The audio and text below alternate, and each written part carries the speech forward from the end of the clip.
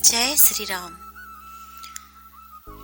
जिसका भरोसा वीर हनुमान, उसका बिगड़ता नहीं कोई काम।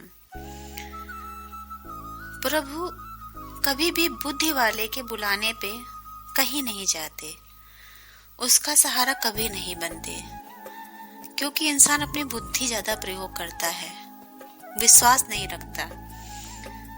और श्री हनुमान जी महाराज सिर्फ उनके लिए आते हैं जो निष्कपट हैं, जिनके पास सिर्फ और सिर्फ प्रभु श्री राम और श्री हनुमान जी के सहारे के अलावा कोई दूसरा सहारा नहीं है। आज की ये घटना जो मैं आपको बताने जा रही हूँ, ये मेरे पिताजी मुझे बचपन में बताया करते थे कि किस तरह से श्री हनुमान जी ने सबको साक्षात दर्शन दिए थे। चलिए सुनाती हूँ आपको ये घटना। एक गांव में एक ब्राह्मण थे, पंडित जी। वो अपने घर के बगल में एक राम जानकी मंदिर था, उसमें पुजारी थे। आर्थिक रूप से कमजोर थे। मंदिर में हर मंगलवार और शनिवार को राम कथा सुनाते थे। उनकी राम कथा सुनने को गांव में दूर दूर से लोग आते थे, क्योंकि बहुत अच्छी राम कथा कहते थे वो, और अच्छा गाते भी बहुत थे। सब भक्तों के लिए आसन बिछौना सब डाला जाता, बिछाया जाता। वहीं पंडित जी अपने बगल बैठ के राम कथा कहते समय एक झूला रख देते थे। अपने पास में ही एक झूला रखते थे, खाली झूला। पंडित जी को विश्वास था कि राम कथा जब वो कहते हैं, उस समय श्री हनुमान जी भी आते हैं और उसी झूले पर विराजमान होके पंडित जी की राम कथा सुनते हैं। ऐसा पंडित जी को विश्वास था। लोग उनकी भावनाओं का सम्मान करते और पूरी का राम कथा सुनते और झूले के सामने हाथ जोड़ के बैठे रहते, क्योंकि पंडित जी का ऐसा विश्वास था। तो गांव वालों को भी धीरे धीरे उनपे विश्वास हो गया था कि यहाँ पे श्री हनुमान जी विराजमान होते हैं। पंडित जी पूरे मगन होके राम कथा सुनाते और भजन गाते रहते।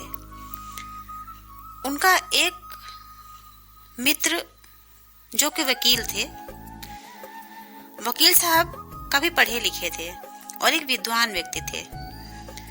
शाम को वो भी कभी कभी राम कथा सुनने आ जाया करते थे। पंडित जी से उनकी अच्छी दोस्ती हो गई धीरे धीरे। जब उनकी दोस्ती हो गई तो पंडित जी से घंटों बैठकर धर्मशास्त्र की चर्चा किया करते।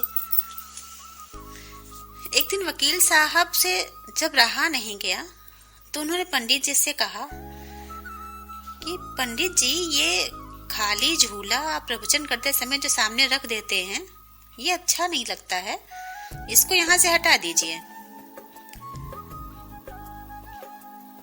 तो पंडित जी ने कहा कि ये कोई खाली झूला ऐसे नहीं है और ये बहुत अच्छा झूला है। वकील साहब ने कहा, नहीं भाई, इसको हटाइए यहाँ से, ये बहुत अखरता है। और भला खाली झूला रखने का मतलब क्या है? सबके सामने आप रख देते हैं, यहाँ पे लोग हाथ जोड़ के इसके सामने बैठे रहते हैं, ये भी भला कोई बात हुई? पंडित जी ने कहा, अरे वकील साहब, ये कोई खाली झूला नहीं है, स्वयं हनुमान जी आकर इस पे विराजमान होते हैं मेरी राम कथा सुनने के लिए। अब वकील साहब ठहरे पढ़े लिखे, वो हंसने लगे। बोले, क्या मूर्खता की बात करते हैं आप, हनुमान जी आके बैठते हैं, इसको हटाइए यहाँ से। बातों बातों में गर्मा गर्मी होने लगी। अब एक पढ़ा लिखा आदमी बिना सबूत के जब भारतीय सेना द्वारा किए गए सर्जिकल स्ट्राइक और एयर स्ट्राइक को नहीं मानता, तो भला झूले पे श्री हनुमान जी विराजमान होते हैं, ये बात कैसे मान ले? और वो भी एक अनपढ़ पंडित के बताने पे। और वकील साहब और पंडित जी में वाद विवाद बढ़ गया। मामला गर्म हो गया, तर्क होने लगा, बात मान सम्मान पे आ गई। वकील साहब कहते, झूला यदि नहीं हटाया तो हमारी दोस्ती खत्म, मैं नहीं आऊंगा आज के बाद आपके प्रवचन सुनने। पंडित जी अपने विश्वास पे अड़े कि श्री हनुमान जी बैठेंगे तो इसी झूले पे बैठेंगे, और मेरा विश्वास है कि हनुमान जी आते जरूर हैं। पंडित जी कहते, आपको मानना हो मानो, ना मानना हो ना मानो। और वकील साहब ठहरे पढ़े लिखे बुद्धिजीवी पुरुष, उन्होंने कहा, अच्छा पंडित जी चलिए शर्त लगाते हैं कि इस मंगलवार को, यानी जो कल मंगलवार आने वाला है, आप ये साबित करके दे दें कि वाकई हनुमान जी आपकी राम कथा सुनने आते हैं, तो अब मैं अपनी वकालत छोड़कर आपके मंदिर में आजीवन आपका सेवक बन जाऊंगा। और वकील साहब ने कहा कि अगर आप ये साबित ना कर सके तो आपको मेरे ऑफिस का चपरासी बनना पड़ेगा। पंडित जी ने बिना कुछ सोचे समझे वकील साहब की शर्त मान ली। वकील साहब को लगा उन्होंने बाजी जीत ली। वे मन ही मन मुस्कुराते हुए वहां से चले गए। अब पंडित जी घर आए और श्री हनुमान जी के सामने रोने लगे कि हे प्रभु, मैंने ये क्या कर दिया, मैंने शर्त क्यों लगा ली, अब प्रभु साक्षात कैसे आएंगे, कैसे अब मैं वकील साहब और गांव वालों को साबित करूंगा कि श्री हनुमान जी आते हैं। और भोजन भी नहीं किया और ना ही उस समय भजन किया, बस रोते रोते रोते ही रहे। हनुमान जी से प्रार्थना करते रहे कि हे प्रभु कुछ रास्ता दिखाओ। और प्रभु पंडित जी ने कहा कि प्रभु मेरे पास सिर्फ इज्जत के सिवाय कुछ भी नहीं है, वकील साहब के यहाँ चपरासी अगर बनना पड़ गया तो वो भी चली जाएगी, कृपा करो संकट मोचन। पंडित जी कहते, मुझे पता है आप मेरी राम कथा सुनने आते हो, रोज आते हो, मुझे विश्वास है, पर देखा तो मैंने भी नहीं है आपको, मैं कैसे साबित करूंगा कि आप आते हो। बस यही कहते जा रहे, सहायता करो, कृपा करो, बस यही कहते कहते पंडित जी की रात जागते ही जागते बीत गई। इतनी चिंता के कारण वो सो नहीं पाए। सवेरा हुआ, पंडित जी मंदिर गए, राम कथा सुनाने के लिए सब बिछौने वगैरह डाले गए, सब लोग बैठे, जोर जोर से चारों तरफ से श्री राम की जय जयकार होने लगी, पवन पुत्र हनुमान की जय होने लगी। अब पंडित जी ने गाना शुरू किया। पंडित जी ने भजन करते समय अपनी आंखें बंद कर ली और राम कथा में पूरी तरह से लीन हो गए। अब पंडित जी गाए जा रहे और खाली झूला हिलता जा रहा, हिलता जा रहा, हिलता जा रहा।